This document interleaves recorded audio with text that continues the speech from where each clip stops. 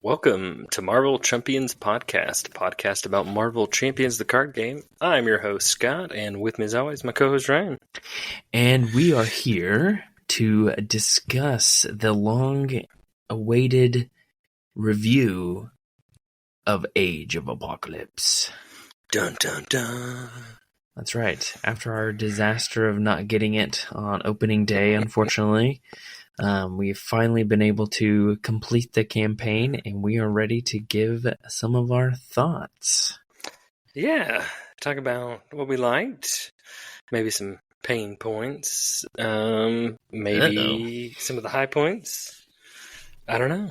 We'll just have to see what evolves. All right.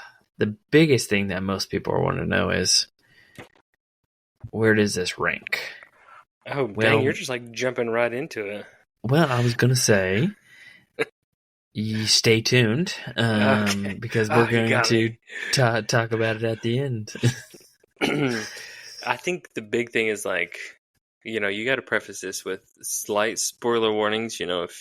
If you haven't played the campaign, we'll talk about things. And this is like an overview of the campaign. It's not to get into any specific villains per se or heroes. It's more of the campaign aspect of the box and not the components in the box, Correct. It's not yeah. We're just we might touch on some of the villains, because obviously that they're greatly involved with the campaign, but we're not going to go super in depth yet. Yeah, those will be coming. So just hit that follow or subscribe or whatever buttons you push these days, and you'll be notified. I know some of those YouTube channels, they have that whole phrase locked down, subscribe this and hit the notification button or whatever.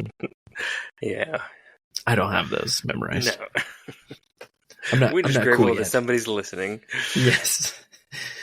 Someone's listening other than I was going to say the same thing, other than our mom.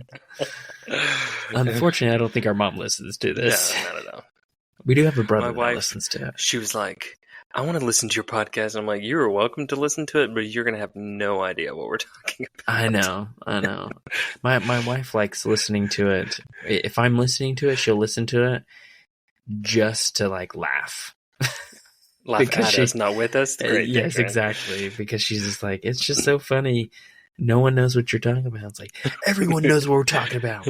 There are people out there that love this game. That one person in Malaysia understands us. That's true. Hey, shout out to our listeners in Malaysia. That's right. That's pretty cool. It really is pretty cool that we have people all around the world. Right, listening. all around the world. That's pretty exciting. Yeah. Speaking of all around the world, Ryan. Let's do it. Let's talk about the world of the Age of Apocalypse. That's right. Now, leading up to this was probably the one I was most excited for. I love the Age of Apocalypse storyline, and I love Apocalypse as a villain. He's one of my favorite of the X-Men, along with Mr. Sinister. So I was stoked leading into this one. Yeah, there's big shoes to fill, or expectations of Apocalypse. Oh yeah. Do you think the Age of Apocalypse is up there? What do you think? Well, I don't want to give too early spoilers, but as far as campaign, I'm a little bit of a mixed bag, to be honest. Okay, I'll pause you right there. Did you enjoy the campaign? Dang. I don't know how to answer that. Okay. Ultimately, I enjoyed playing the game. I was not disappointed, as in, this is just a terrible experience. It was not like that. I think there was just some major things within the campaign that just kind of took me out of the experience. Okay. I can see that. Yeah, I'm with you. I feel like the heroes were good. The heroes, I meant the villains. The Yeah. villains were good. They were different. They played well. You got to see a variety of game interactions, Mm-hmm. but I don't feel like this was the best campaign structure that we've seen thus far. Yes, I think that is the biggest hang up for me. Now, I feel like I should preference. I do feel the experience of a campaign varies from when we have played it straight through on one of our all day sit downs, do the whole campaign versus breaking it up scenario by scenario. I really do feel a difference that campaigns are so much better if you can do them all at once.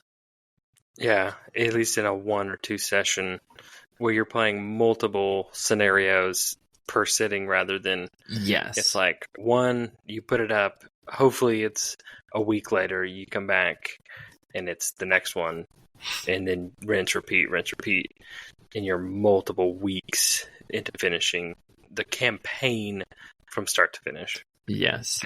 I do think some of the magic of the campaign gets lost when you break it up like between each villain versus like doing 2 or 3 and then having another sit down and doing the remainder.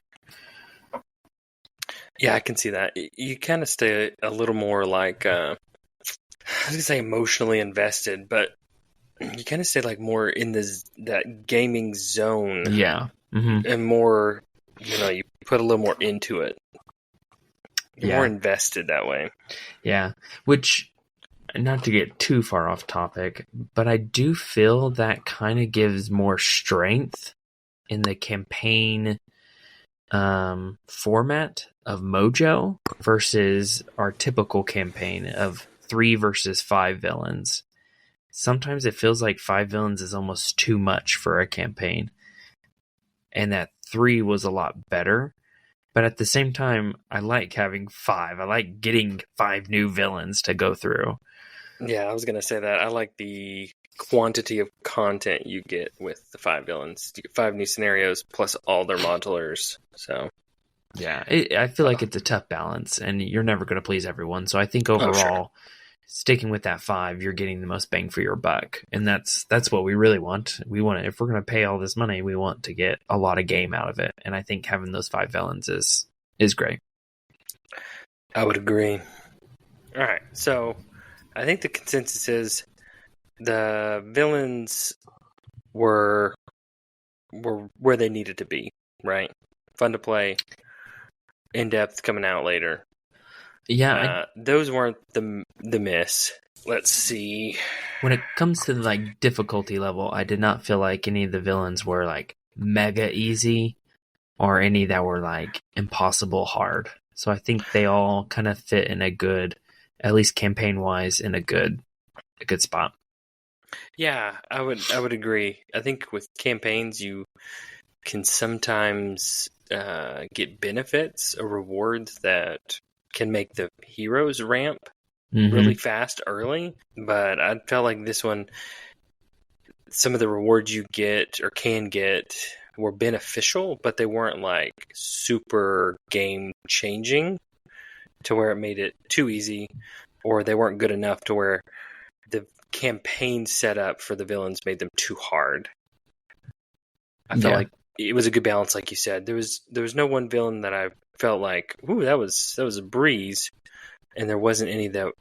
There were some that like we had moments of pressure, and we're like, ooh, this is going to be a tight one, but nothing that was like, okay, round 2, and we're dead. It wasn't Ronin. Yeah. Which I think campaign-wise, if speaking of Ronin, the campaign makes him a lot harder. Yes. And I think this is, I don't know if you're ready to move into the side missions.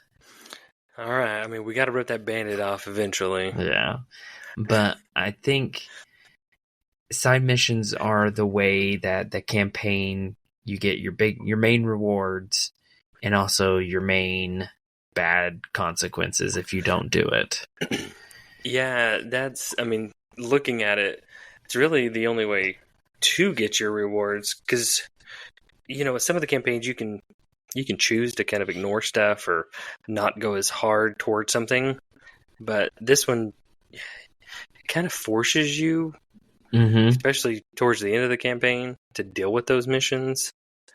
Whereas I don't feel like there was as much of choice in this one. It does. It kind of strong arms you into doing this campaign model versus other ones where you have a little bit of choice. You end up making the choice because you want the rewards, but this one, if you don't want to, it really can hurt you later on. Right. If you're one of those like, I want to focus on, the main reason I'm here, then you get penalized for that. Now, let me ask Ryan, what was it about the missions that I guess weren't your favorite? Was it the structure of them, how you had to kind of follow the sequencing of them? Was there anything specific like that? I think there's a lot of things that doesn't really draw me towards the missions. I liked the idea. Like when I heard about the missions, I was kind of like, oh, this could be interesting, side missions and, doing some stuff, while you're also fighting the villain and stuff. So I was very interested in how it was going to work. But as we played them throughout each scenario, it felt more and more like it was really not part of the game. Like it was just drawing things away that just didn't feel like you were contributing much to the game.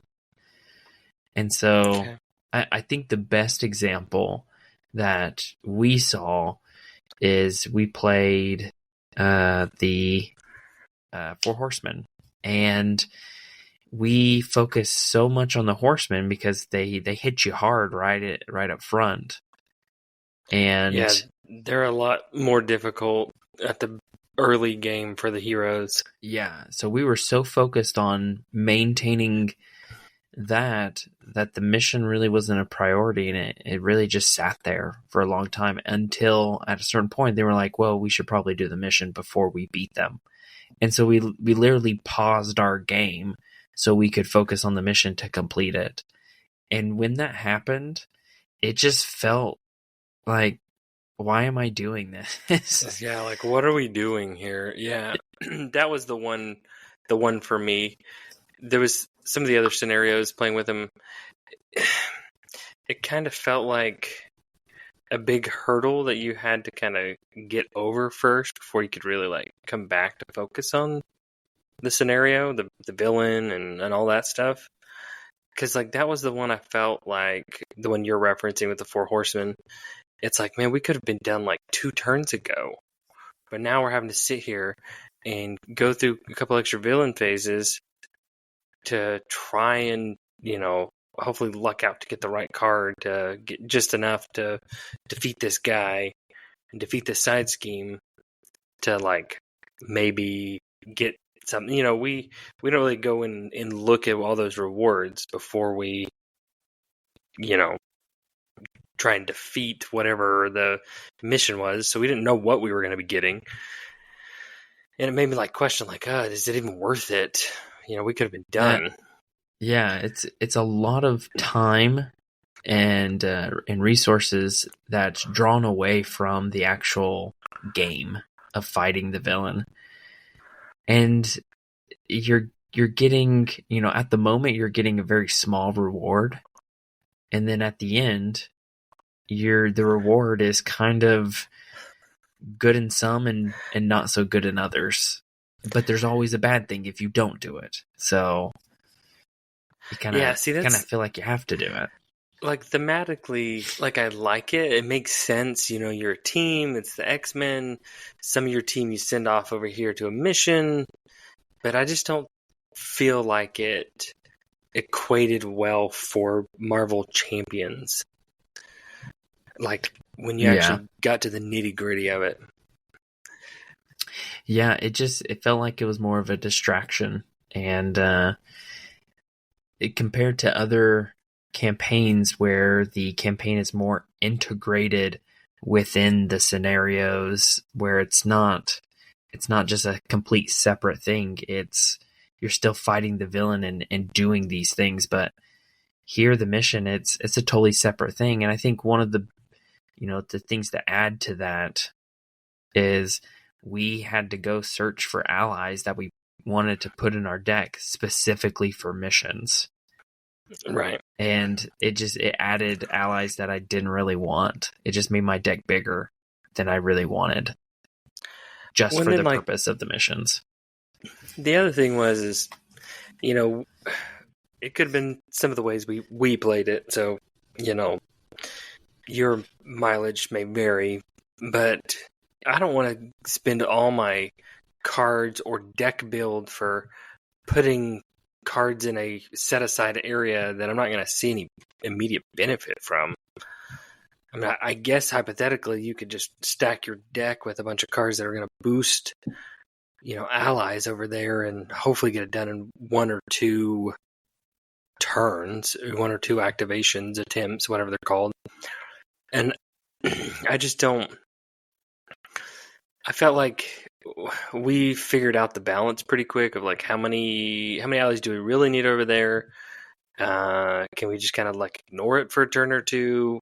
And then it's like, okay, let's make an attempt. Okay, we got at least past 50% of what we need, so we should be good. Yeah. I think maybe it could have been.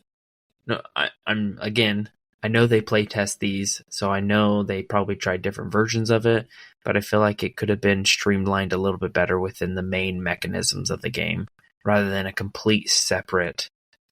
You have to learn a whole new game, essentially, to play these missions. I did want to ask you, so campaign, there was a campaign modular set, the Age of Apocalypse, and it had a lot of interaction with the side missions. What did you think about that encounter set and its interaction with the missions? I didn't mind it. They came up several times. And caused us to have to make some difficult decisions. But overall, they were more of an annoyance than anything. And because they're so focused on the mission, that's what kind of made them more annoying. Because now we had to spend more time doing these missions that we're not enthusiastic about. You're like, I would just rather me, the hero, take the 1 damage than damage that ally I finally got over there 1 damage. Yeah. And then the one that like stuck out to me is we got it. We'd already made our first attempt, and we were like, okay, we are set up to hopefully get this done in 2. And then we get one of those encounter cards, and it's like, I think it was a boost, and it's like, you can do this or that, and we chose to do 1, and it was like, put 3 threat on the side mission scheme. Yeah, it's and the treachery. We made the attempt, and we had gotten everything completed except for 3 scheme is what we we had to spend a whole nother turn to do it. You should have just taken the other option. Yeah. But I guess that's part of the game, and it did make it kind of funny in the moment. So I guess it did its job ultimately. Yeah, I do kind of want to circle with the rewards. We did all the missions, so I can't really attest to the not defeated aspects of the missions. But the rewards for each of them, I'll just say the one I liked the most and the one I did not like. So the one I liked was, where is it? Defeated. It's the upgrade one. I think that's the C. No, that's the support. It's the evacuate the survivors is your upgrade one. Okay. Yeah. Uh, So if you evacuate those survivors, yeah. you get an upgrade. Yeah. So I did like that aspect of grabbing an upgrade from another aspect, because then it creates some unique deck building opportunities. And I guess you can kind of also do that with the other one, that's the support. The support didn't work out as well for me, but the upgrade was pretty decent. Okay, But so I'll agree with you. Oh, sorry, go ahead. I was gonna say I just liked the options of the creativity of whoever you are playing as to customize them even better. So that was going to be like one of my like high points. So in that aspect, and it makes sense because the designer from this box did the first X-Men box, and it had a little bit of similarities. You got to go kind of play with aspects a little bit. But that was one thing I did like, is the rewards did give me opportunities to play a very unique deck and like really see some cool benefits from them. Where if you're playing a true standard game, you're not going to have those abilities unless you just straight up cheat and the FFG police, come and swat your house. That's right. And they will. And they will. This gave you the opportunity to like be like, oh, if I had that one card in that one aspect, it would be so good for this character, but I want to run the character in this aspect because I've made this whole plan. And I felt like my deck did that really well because I was just able to once I got it like set up, it was just like madness. And it was madness for me because, I played Magic. I don't play a lot of ally heavy builds, and somebody's like, you played Magic with a bunch of allies? Like, that doesn't make sense. I don't know. It just did. I think X-Men is a very good ally trait. So I had a lot of fun with X-Men allies, and I thought it was pretty effective, and I wouldn't have been able to do it as effective if I didn't have some of those cross aspect rewards that it gives you. So I did like that. That was a one shining piece of the campaign. Yeah, and I think the one that I would like to see more done to it is the Desperate Measures upgrade that you can get for allies. It just I did use it, so I mean I can't say it was useless, but it just wasn't as strong as I was hoping. Yeah. I think, honestly, if it was just zero cost, it would have been so much better. Okay, I can see that. But, I mean, I see its purpose because it's kind of like leans into the missions. Like, here, this card's really good for missions because it strengthens the ally and gives them the wild resource to help with missions. But if I'm not excited to do the missions, then I'm not excited about that card as much. And I think the other thing that played into that for us is we got it like on the 4th mission, so we didn't even get to use it until the last mission. Correct, yeah. So it was like, this card's pretty much worthless for us. Yeah. Though at that time, we kind of had our flow down. Yeah, and like I said, I did use it, so it did come in handy, but it wasn't my favorite. But oh well. I think that's my say on missions. Hot take, Ryan. Missions, not what we were expecting. How does that sound fine? Yeah. I mean, I didn't know what to expect, but ultimately, I think there's good things about it, but I think it distracts too much from the core game. It's not integrated enough for me. Conceptually, I like the idea, and like I said, thematically, I like the idea. I just don't think it hit. I just, as a campaign, I just don't feel like it. It helped me go from point A to point B with what campaigns are, for me, what they usually do for me. Yeah. They help me kind of flow through the scenarios. I just don't think it was totally there. Yeah. I mean, and we didn't talk about the minions that go along with the missions. I think they were just kind of if I wasn't enjoying going to the mission, they didn't really help that whole process. So it was just kind of like, oh, this one does this one does this. Yeah, because you And weren't like really battling them. It was a very one-sided battle. yes, it was very one-sided. So, and I mean, if you take away the text boxes, they're all pretty much the same. Just but the picture changed and roughly the same thing, but in a different way. So yeah. It's just it's sad. It just didn't hit well for me. Yeah. I definitely think there are out of the 3 X-Men boxes, I think this is the weakest campaign. Okay. I think that's a fair summary. But, to say all that, I don't think the box is bad by any means. Yes. Let us be clear. I'm not saying the villains are bad or the heroes are bad. We're specifically meaning the campaign. Really, the focus on missions. It just didn't hit as well as I would hope. Yep. All right. I wanted to ask you about. I know with campaigns and boxes, everything's one tight concealed package. They share a lot of encounter sets. What did you think about some of those encounter set crossovers that you have to use during the campaign? But, if you're playing a normal one-off scenario, you can totally mix and match scenarios, which is one of the great things about the game. But what did you think about those for this box? Yeah, there was several, the suggested modular that you can always change out. But the one that came up, I think the most was Dystopian Nightmare. Oh. And that one just was kind of like, hey, we're going to kick you in the shins and then run away. Okay, and thanks.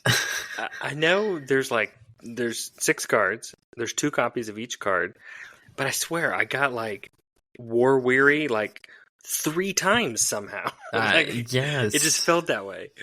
I was just like, oh my gosh, why do I keep getting this card?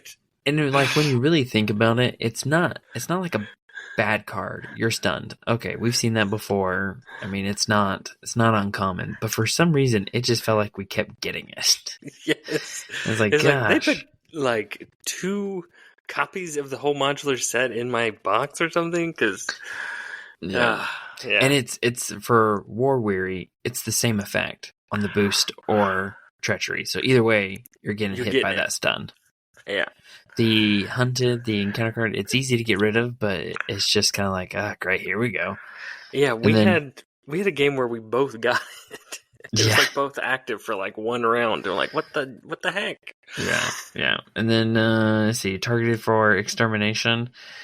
It was just kind of like, okay, I guess we have to get rid of this. Yeah. So I don't think it's a bad encounter set, but it was one that definitely came up a lot, and it was like, oh my gosh, really? Yeah, I would agree. The other one I think crosses multiple encounters was the Infinite, and I wanted to get your take on dealing with gene pool outside of Eunice. It was real tough for me to be like, do I really need to care about gene pool? Because it's not as big of a deal outside of Eunice. Yes, yeah. So it definitely, its importance goes down when it's not with Eunice, but it definitely, I mean, if you didn't worry about it, it could be bad. Yeah, because I guess you could quick strike and surge off of one Infinite soldier. That would be bad. Yeah, as a Justice player, I do see it as an opportunity to manipulate with some of the cards. That's like clear the area, where I can remove all the threat and draw a card, and it's always there, so I always have that opportunity. Right, or and you're sure, just put the 1 on there, and I can take care of it. Yeah, exactly. So I mean, you can manipulate it in some ways in that way, but I think the Infinites encounter set is a pretty solid one that you could throw into any encounter set, and I don't think it makes it over difficult, but I do think it just adds a little bit of flair to maybe a scenario you're generally not excited about, like maybe an Absorbing Man. That could be interesting. Right. Has 0 minions. I think the other thing with Yeah. that one too is it still was going to dissuade you from chump blocking as much, because that's where the gene pool really hits you in your allies just taking a beating, because that's when you start to see that ramp of threat being placed on there. So here's a question for you. How would the interaction be with Gene Pool and Collector 1?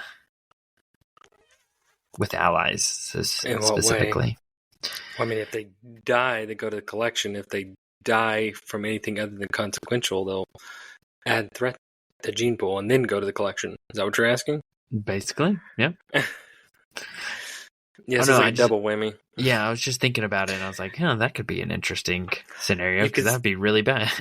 The gene pool doesn't do anything with the actual physical card. It doesn't make it go anywhere. It just says if the ally is defeated by anything other than consequential, then you place the 3 threat there. Correct.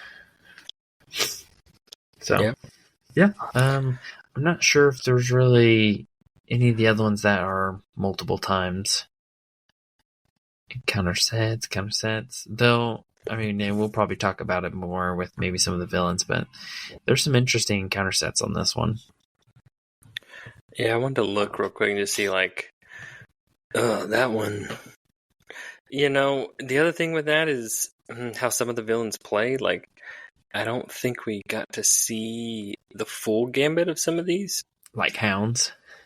Yeah, Hounds we got a few out, but I don't think their setup worked as well. Because, like, having released the Hounds out is the big one on that one. Like, it makes them worse, but I think we may have had that out very late game. Let's see, what else? What I was thinking is, honestly, go ahead. I was gonna say, I don't remember really playing the Dark Riders. Yeah, they came up a little bit here and there, but I'm with you. Like, I don't remember them hitting, like, teamwork very much. Yep. The other ones were the environments. The environment, the Dark Beast for counter sets, because you're really just getting about 2 of those. So, you know, there was one that we never actually played during the campaign. So during the campaign, yeah, right. One I did like for the campaign is the Clan Akaba. Yeah, like that one was actually good, and that was a good one. I think that's my favorite encounter set. It might be between that and Infinites. Okay. I mean, because I don't like the Celestial tech. Oof, those are rough. But yeah, I like the Clan Akaba. Clan Akaba. It's got some fun interactions, which is cool. All right. We kind of skipped over them a little bit, but one of the missions, you have the ability to get a campaign ally. What'd you think about those? I thought they were interesting, but I think they're priced very high. So, but Ryan, you can reduce their cost by 2, and you can send them to the mission. Yeah, I didn't want that. It's weird. The cost is really high. But generally, when you think about cost, you're like, what's the thwart and the attack that I'm getting out of based off the health? And then what ability am I getting? But their ability is something that you get automatically. You don't even have to pay to get their ability. So it's kind of like, I don't think 4 is the right cost. I think they need to be 3. Yeah. I don't know if I ever play. I chose Destiny because I was the thwarter. And I don't think I ever played I don't think you did either. In the mission, or discard her a whole bunch. I did discard her. That's true right there. Well, it's because I was taking so much damage. It's true. Well, you're the one that was like, hey, I got this person to spare over here. You know, I got like 17 toughs. You're like, no, I want to take it. I want to take the damage. I'm Bishop. That's true. Give it to me. And then like, all right, here we go. And then I get no resources and discard all the cards I wanted. Like, oh, great. Yeah, like, well, that was productive. Good to go, Ryan. Yep. Oh, there's my uniform I just discarded. Great. Okay. Yeah, it's like, the one card I need. Yeah. Yeah. No, I think to actually like play them, I think 4 is too high. I never wanted to play them. Who'd you choose? I went with Blink because trying to manipulate Magic's nice to pair with their responses, and that one felt like the one I could maximize a whole bunch. I almost went with X-Man, but because I had so many allies that I could make that come out with toughness, it didn't make sense to give myself a tough. And then confusing the villain, I could kind of already do that. And some of the scenarios, that's pretty much worthless. So I felt like the 2 damage that was a non-attack damage was kind of beneficial. Yeah. So I would agree. Yep. All right. What else about the campaign? Anything else, or do we need to move on to final thoughts? Word to the wise, when you do complete the mission and you flip the mission team card over, remember that you can use that to draw a card. I think we missed that once. Yeah, we did like once or twice. Like, oh yeah, we can use that now. We have a draw card. Why are we using this? That's right. Oops. So yeah. I think that was a nice reward for doing it. So yeah, that's true. It kind of turned into like a little mini Milano. Yeah, it's kind of like a mini Milano. That's a resource, so not a card draw. So, but yeah, it ends up being similar. Something you can kind of benefit the whole team. Yeah, yeah, I would agree. All right. Anything else? Just kind of looking over some stuff here. Campaign wise, I don't think so. I just wasn't as happy with how it turned out compared to the other 2. So I guess this is technically like campaign because it's, from going from A to Z, from villain 1 to villain 5.